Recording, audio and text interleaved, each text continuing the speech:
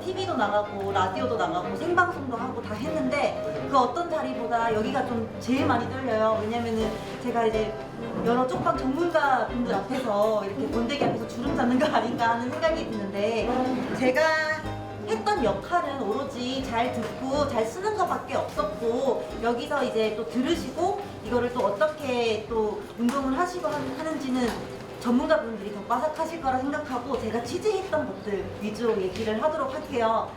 그 취재의 시작은 지난해 11월에 9.19 시연에서 불 났었던 거 혹시 기억나세요? 종로에서 그죠? 그 뉴스 보면서 혹시 어떤 생각이 드셨어요? 참담했죠. 그죠? 동병상련. 나도 앞으로 그 중에 한 사람이겠다. 그런 생각을 다 하셨구나. 사실 그래서 저도 이때 화제를 취재를 하다가 아 그러면 다른 분들은 어떨까라고 해서 간 곳이 창신동에 있는 쪽방촌이었어요.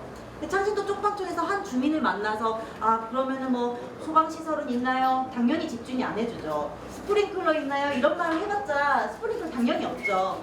그나마 서울시가 그 종로구가 이제 설치해준 소화기 뭐 요 정도 있다라는 이야기를 하시면서 얘기를 했던 게 보일러도 안 틀어준대요. 보일러가 10년째 안 틀어준대요. 보일러를. 전기장판으로 사는 거예요. 그래서 제가 너무 궁금해서 아, 그러면 얼마 내세요? 라고 물어봤어요. 원래는 22만 원 냈대요.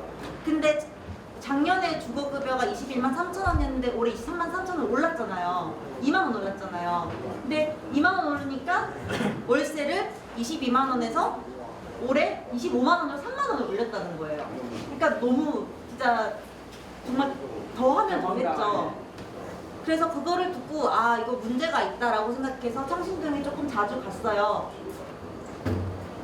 그 서울 시내에 사실 5대 쪽방인데 저희가 동자문이랑 남대문 오가는 가까워서 한 곳으로 묶고 그러면은 동자동, 영등포, 돈이동, 창신동 해서 다 돌아다녔어요. 돌아다녔는데 집주인 본 적 있으세요? 물어보니까 집주인 다 본 적이 없대요. 그러면은 월세는 누구한테 내세요? 물어보니까 관리인한테 낸대요.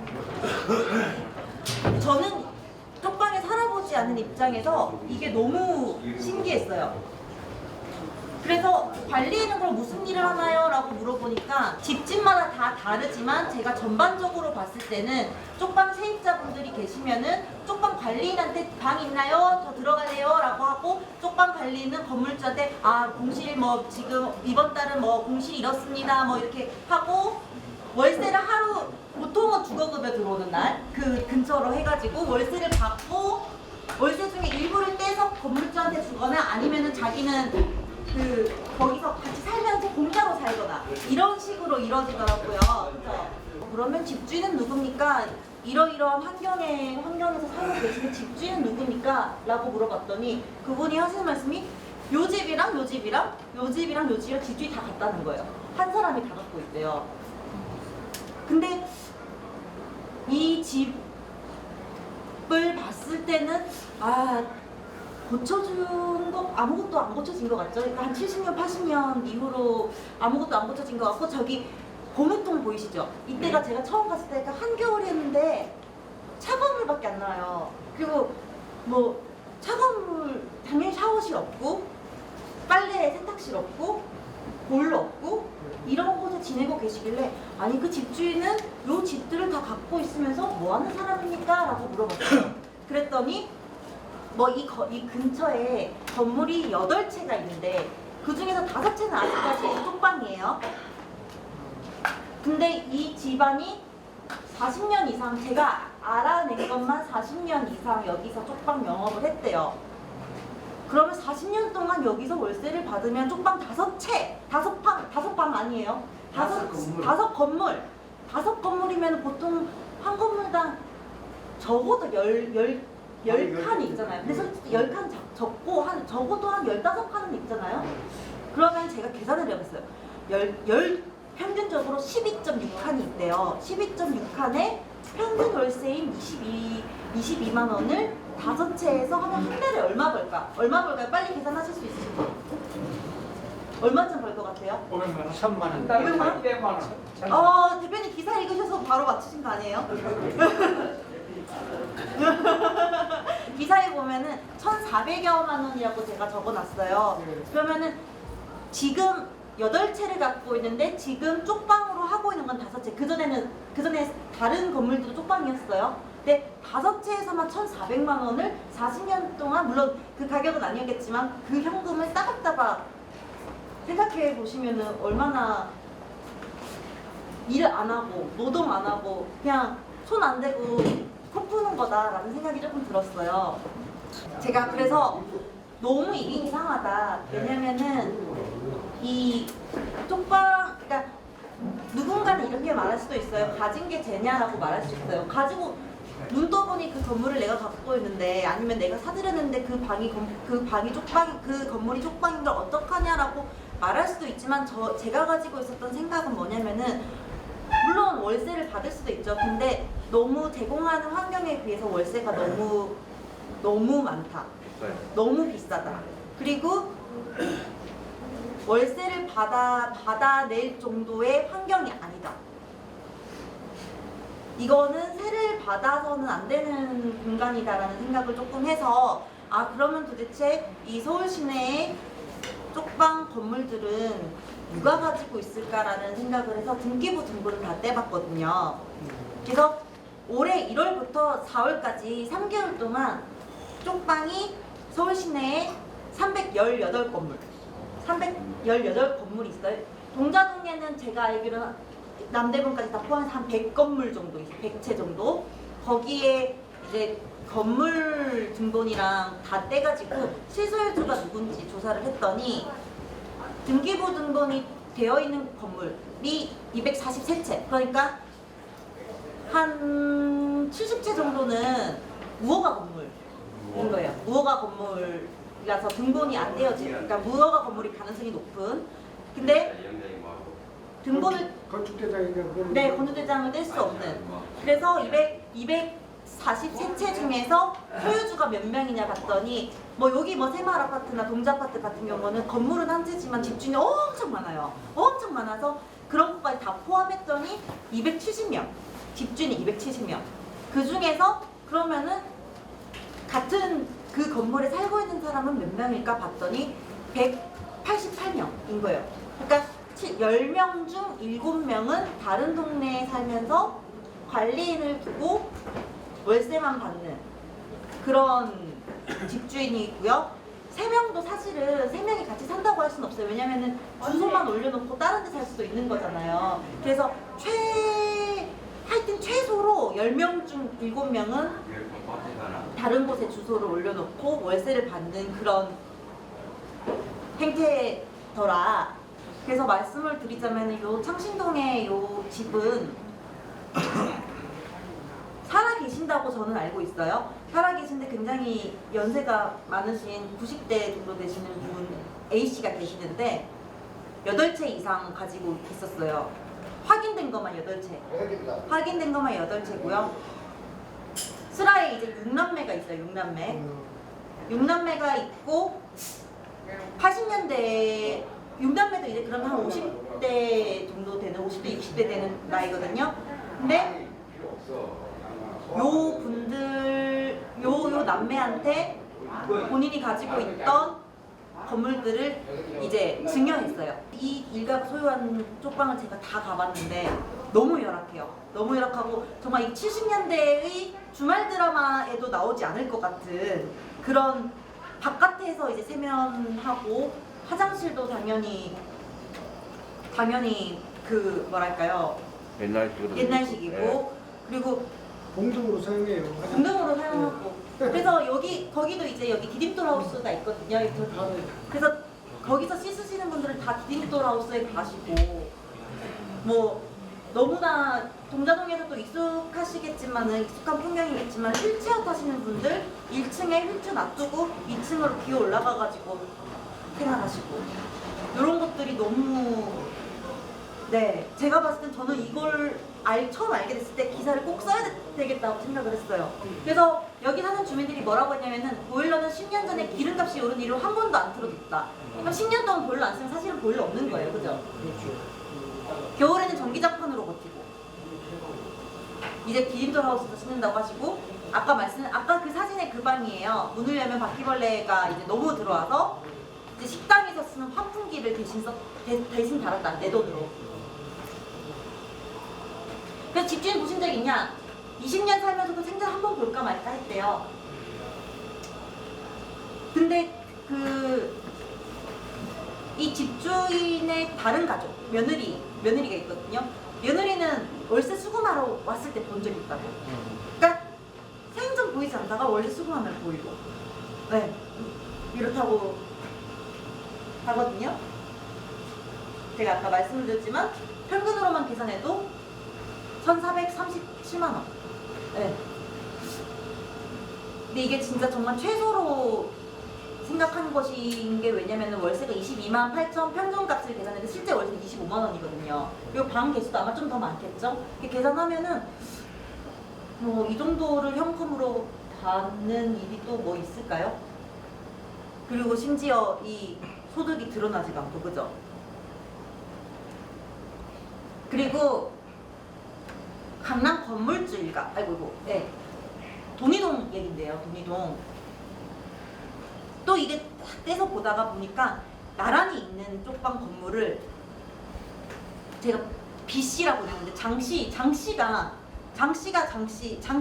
이렇게 시차를 두고 장씨가 먼저 사고 그 다음에 장씨가 먼저 하고 이렇게 소유권을 취득했더라고요. 근데 뒤에 돌림자가 똑같아. 예를 들어 뭐 철이라 영철 뭐 순철 이런 식으로 장영철 장순철 이런 식으로 똑같은 거예요. 그러면 사실상 형제겠죠. 그래서 근데 제가 또 기사를 쓸 때는 형제라고 바로 쓸 수 없거든요. 바로 쓰면은 또 나중에 틀리면은 또 나중에 고소당하고 난리 나요. 그래서 보니까 또 주소지도 같아. 영철이랑 순철이랑 주소지도 같아서 그 주소지가 강남구 노년동이어서 그 주소지. 신문사에서 샀다는 거 이야기해주면 안 돼요? 그게 지금 기사에 들어가 있습니다. 기사에 제가 이게 기사에 신문사에서 샀다 했고 아들 저거 요만할 때부터 샀다는 거. 요게 이제 신문에 들어갔던 걸 제가 갖고 온 건데 어쨌든 신문에 다 썼거든요. 그래서 그들의 주소지가 강남구 노년동인데 그럼 그 강남구 노년동 건물은 누구 건가? 봤더니 또 다른 장씨인 거예요. 장씨인데 나이가 한 20살 많은? 20몇 살 많은? 그러면은 부모라고 해야 돼요. 부모라고 보는 게 맞지. 사실 부모라고 저는 거의 확신했는데 완전히 그게 확인된 건 아니니까 주소지도 갖고 하니까 사실 그렇게 해서 아들 추정이라고 썼어요. 이래야 네, 아들 추정. 네. 근데 이 사람들은 강남에 사는 이 사람들은 이 나이가 당시 봅시다 2010년대 초반이고 하니까 당시 나이로 따지면 한 20대 후반에서 30대 초반에 산 거거든요. 이쪽 방 건물을 왜 샀을까요? 돈이 되니까. 돈이 되니까. 근데 저도 그렇게 생각했어요. 아 돈이 되니까 사겠지. 아니 돈이 되죠. 세금도 포탈할 수도 있고. 그쵸. 다 달달이 현금을 타고 들어오고 뭐 수리 같은 거 신경 안 쓰고 그러고. 그 제가 돈이동에 계속 가봤어요. 돈이동에 가서 돈이동 관리인한테 돈이동은 동자동보다 더 따닥따닥 붙어 있거든요. 더 좁고 하여튼 정말 따닥따닥 붙어 있는데 거기 가서 제일 좀 관리 많이 하고 좀 뭐랄까요? 큰 돈. 그러니까 관리인인데 한 사람이 9채를 관리해요. 근데 9채 관리하면은 100칸 정도예요. 그죠? 한 채에 보통 한 12칸 있다고 쳐도 100칸이거든요. 근데 여기는 또 좀 약간 좀 생태계가 달라요. 여기 동자랑 좀 다른 게 여기는 뭐 공짜로 살거나 뭐 그런 게 아니라 25만 원 월세를 받는다 치면은 관리인이 10만 원 정도를 띄어서 주는. 받아가고 네. 15만 원은 건물자를 네. 주고 근데 10만 원은 이게 자기가 다 수리해줘야 되겠네. 네, 그 10만 원에서 이제 전기세랑 다 내긴 하는데 그래도 어렴풋이 계산을 해도 월 1,000만 원이거든요. 여기는 관리인도 조금 부자예요. 그래서 그죠? 평균 가격으로 치면 쪽방이 타워팰리스보다 더 비싸요. 그렇죠.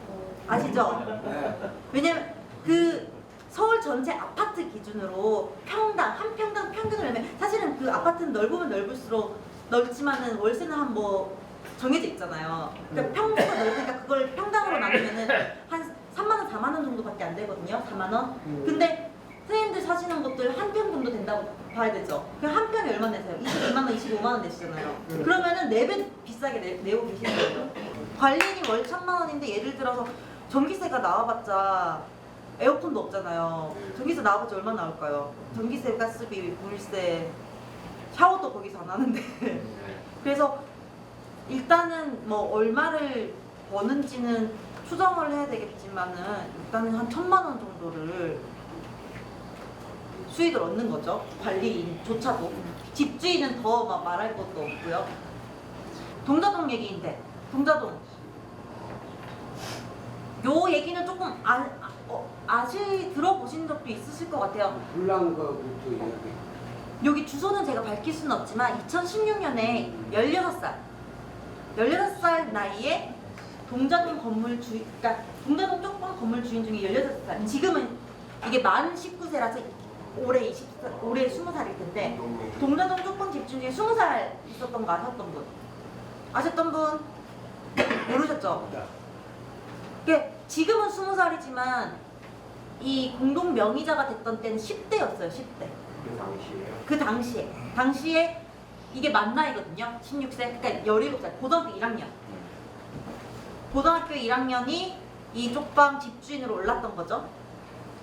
근데 요거를 또 거슬러 올라보니까 할아버지 할머니가 갖고 있었던 거를 아빠한테 상속해줬고 아빠만 갖고 있었어요. 한 1990년대쯤에 99년 뭐 98년 이랬던 걸로 기억하는데 그래서 이렇게 갖고 있다가 이제 아들이 이제 20살 다 돼가고 한 고1쯤 됐으니까 이제 같이 지분을 나눠가지고 준 거예요. 여기서 3대째 쪽방을 울려준 이유는 또 뭘까요? 먹고 살만하니까 그러지. 그러니까 예를 들어 제가 만약에 또 물려받았는데 갖고 있는데 수리 다 해야 되지. 예를 들어 세금 다 떼이지. 그래서 예를 들어서 뭐 수지를 계산해봤어. 계산해봤는데 마이너스야. 그럼 저는 할 것 같아요. 할 것 같아요. 그죠? 어떻게 생각하세요? 아니 이게 근데 전에는 우리가 이런 생각들을 않고 그냥 살았었어요. 근데 억울한 것도 비가 새고 방에 불이 안 들어오고 그런데도 고쳐주지 않고 그냥 네. 집주인을 원망만은 했죠. 네. 그러지. 그런데 이제 이런 것까지도 몰랐었죠. 네. 예, 근데 이제 이런 걸 알고 하니까 더 분한 거죠. 그러니까 사실은 그런 거예요. 이제 그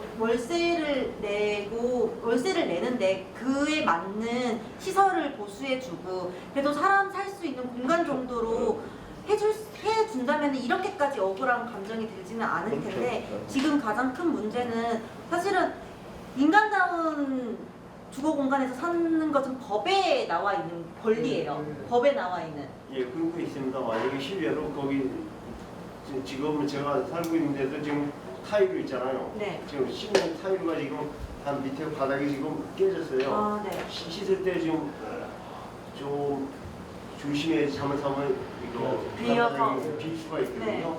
그리고 다른 분들도 말을 안 하게 되게 되고 저도 말을 하기가 조심스럽고 혹시나 얘기를 했다가 괜히 피해를 보지 않을까?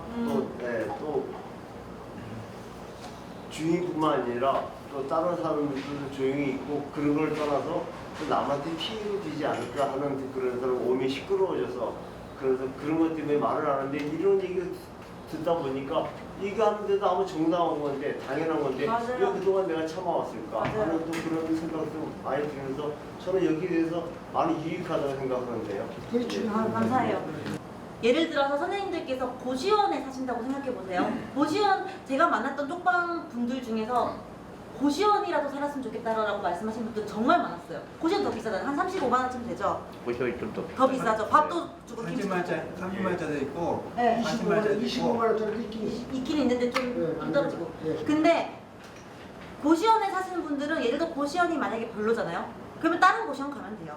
옆에 있는 고시원 가면 되고 고시원이 별로면은 예를 들어서 조금 더 아끼고 싶다면 쪽방 가시면 되고 그래도 더 밑에 살 수 있는 공간이 있어요. 근데 쪽방 계시는 분들은 왜 말씀 못 하셨다고 했잖아요.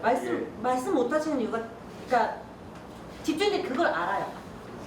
고쳐달라고 능동적으로 말씀을 하실 수 없는 상황을 알고 아니, 저 관리자는 분이 당연히 알고 있기 때문에요. 네. 예, 그래서 또 그런 면도 있었고요.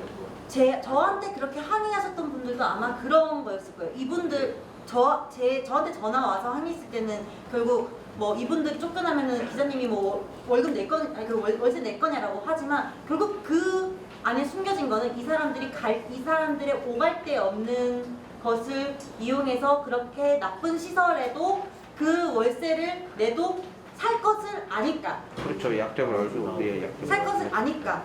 그죠? 네. 그래서 저는 그 관리인의 전화를 받고 아 이건 정말로 그것을 염두에 두고 계속 이런 빈곤 비즈니스라고 하는 것이 이루어졌다라는 생각을 했고요. 지방에서까지 사실 서울에 살면서도 어디가 개발될지도 잘 모르고 그죠?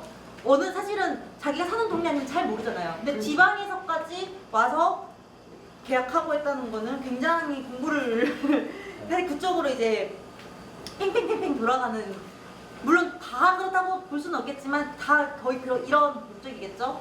조금 쉬시고 다음 얘기 할까요? 네. 너무 제 강사가 제일 힘드네요.